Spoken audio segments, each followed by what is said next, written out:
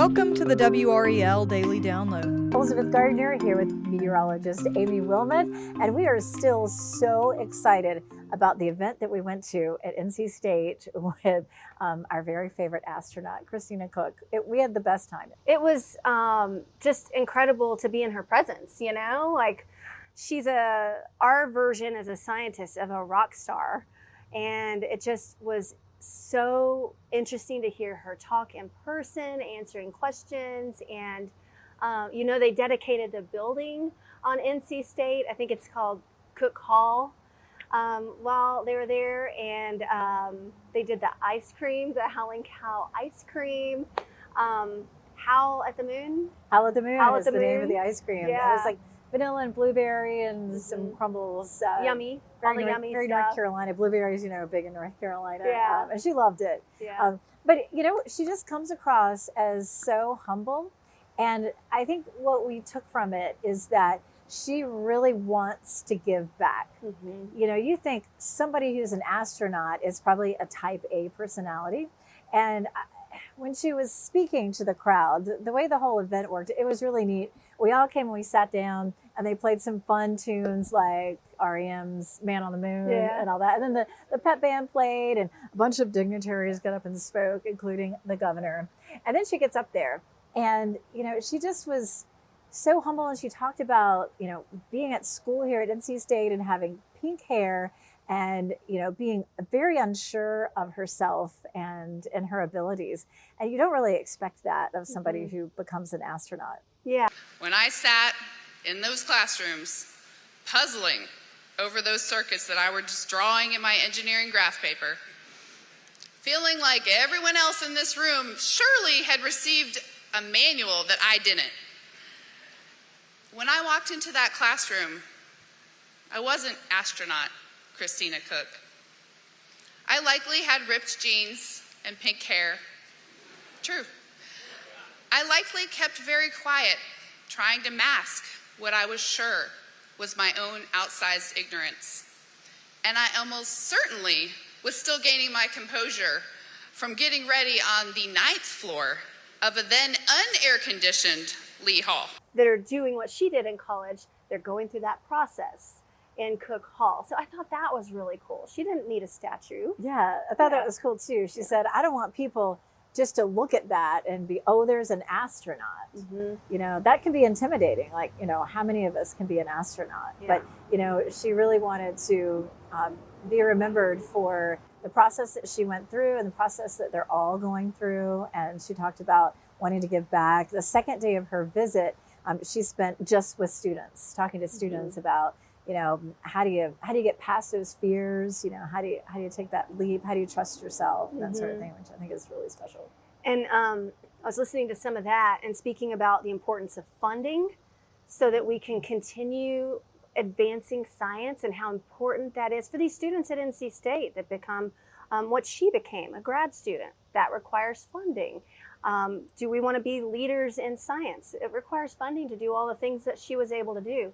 She wouldn't be where she is without some of that funding. So I found that very interesting to hear her say as well. She just seems absolutely incredible. Yeah, she really does. You know, her heart's really in the right place. Let's take a quick break right there, and we'll be right back.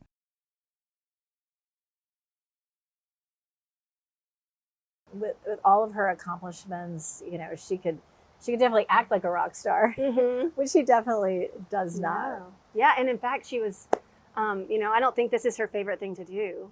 Her She aunt said that yesterday. She's been on a media tour for like 3 months, according to her aunt. And, you know, while some people might thrive and love the spotlight like that, she's like, I'd rather be surfing, you know, or rock climbing. Right?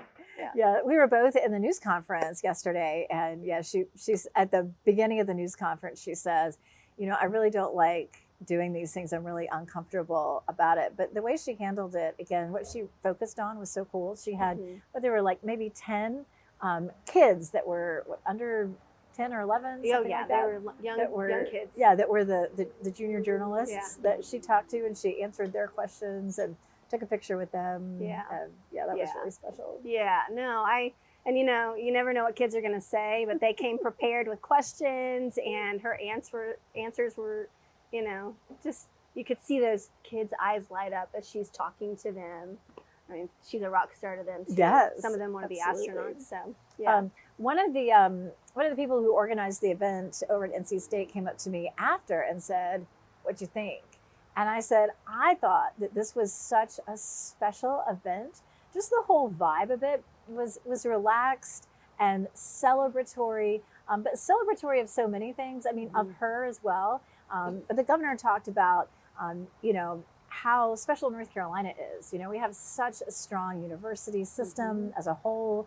You don't have to just go to NC State. It's all of our universities that, really lift up, the students and the people of North Carolina and all the science and research that we have going on in North Carolina. You don't have to go to Harvard or Yale. Yeah. I mean, you can go to our state schools. And we're so lucky because of that, really and they're affordable and anybody can do it. And again, that's what she really kind of hammered home. I'm just anybody, which of course she's not. Yeah, no, but I was happy to be. I mean, I felt so lucky just to be able to go yesterday. Oh, me too. It was so much fun. Yeah, we had such a ball.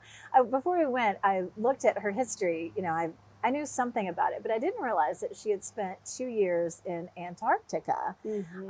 And to me, that really hit home. One of the things that she said a lot of astronauts are test pilots, and that she wasn't going to be able to come at it that way, that was not her thing. And so they, and I don't know who the they was that she was referring to, but worked with her to find her a different path to being an astronaut. And I think some of it was just being in really harsh environments. 2 years in Antarctica, could you imagine? Yeah, no. Woo! No, I could not. That would be something else. Very isolated. Yeah, absolutely. And then she came at it as an engineer instead of a pilot type. So she was all about the engineering end of it. But was able to find that path, as a woman to be an astronaut. Yeah, and really cool. We're gonna have to wrap this up soon. But one more thing about just how humble she is. Somebody asked, and I think it was maybe a college student. Are you going up in space again? Like, are you on the mission to land on the moon? Went around. Are you gonna land? And she said, "I'm cheering on all of my coworkers and colleagues for them to be able to do that." And I thought, wow. What an incredible thing, Well, what a great answer, instead of just saying no and it being about her, she said, she pushed it forward and said, this is going to be about the next generation of astronauts. Yeah. Thank you for listening to the WRAL Daily Download and for making us part of your morning routine. Another great way to get WRAL news is the Morning Briefing newsletter. That's a daily email with Triangle news, events, and headlines to help you get ready for the day. You can sign up at WRAL.com/newsletter.